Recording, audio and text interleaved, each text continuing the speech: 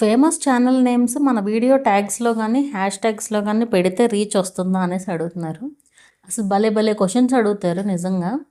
Hash tags కీవర్డ్స్లో వేరే వాళ్ళ channel even నన్ను కూడా ట్యాగ్ చేస్తూ ఉంటారు. డిస్క్రిప్షన్లో చూసాను నేను ఒకసారి, మెన్షన్స్లో ఉంటుంది మనకు. అది మనల్ని ఎవరన్నా ట్యాగ్ చేస్తే అక్కడ కనిపిస్తూ ఉంటుంది.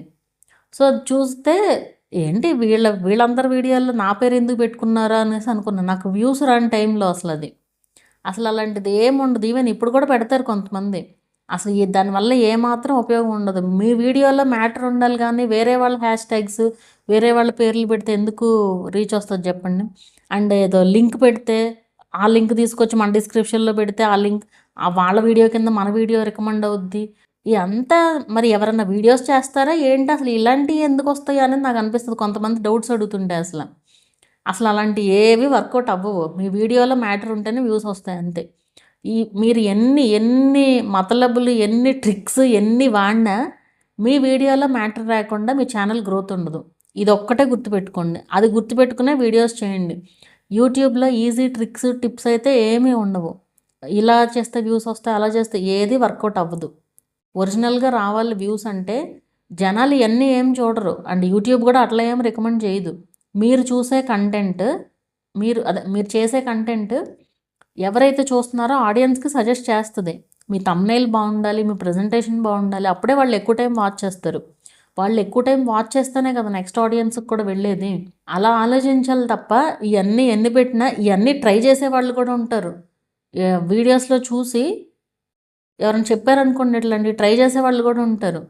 నేను చెప్పాను ఒకసారి ఇట్లాగే, ఒక ఆవిడ వచ్చి అడిగితే ట్రై చేయండి చేస్తే తెలుస్తుంది కదా అన్న. లేదు మీరు చెప్పండి అంటే, అసలు మీరు అట్లాంటి వీడియోస్ చూసే లెక్క నా దగ్గరికి అసలు రావాల్సిన పనే లేదు, అవే ట్రై చేసుకోండి. ఎందుకంటే ఇప్పుడు కరెక్ట్ క్వశ్చన్స్కి రిప్లైస్ ఇచ్చి ఇలాంటి పిచ్చి క్వశ్చన్స్కి రిప్లైస్ ఇవ్వాలంటే చాలా విసుగు వస్తుంది ఓ రకంగా. అది రాంగ్ అని నేను ఎన్ని మోగుతున్నా నా వీడియోస్కి ఏమో వ్యూస్ ఉండవు, పట్టించుకోరు. ఆ వీడియోస్ని తీసుకొచ్చి మాత్రం మళ్ళీ నన్ను డౌట్స్ అడగడం.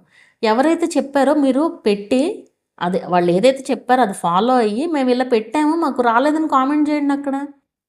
లేదంటే మెసేజ్ చేయండి వాళ్ళకి. ఏం చెప్తారో తెలుస్తుంది కదా. నన్ను అడిగితే నేనేం చెప్తాను చెప్పండి. అదంతా రాంగ్ రా బాబు అని ఎన్ని వీడియోస్లో మొత్తుకుంటాను. ఎన్ని చెప్పినా సరే అవన్నీ ట్రై చేయాల్సిందే. ట్రై చేసిన తర్వాతే వదులుతారు. వ్యూస్ వచ్చినా రాపోయినా అనవసరం, ట్రై చేయాలి. హ్యాష్ ట్యాగ్స్లో కానీ హ్యాష్ ట్యాగ్స్ పెడతారు, సరే హ్యాష్ ట్యాగ్ పెట్టి మీరు వాళ్ళ పేరు పెడితే వాళ్ళ ఛానల్ని మీరు ప్రమోట్ చేస్తున్నట్టు ఒక రకంగా చెప్పాలంటే.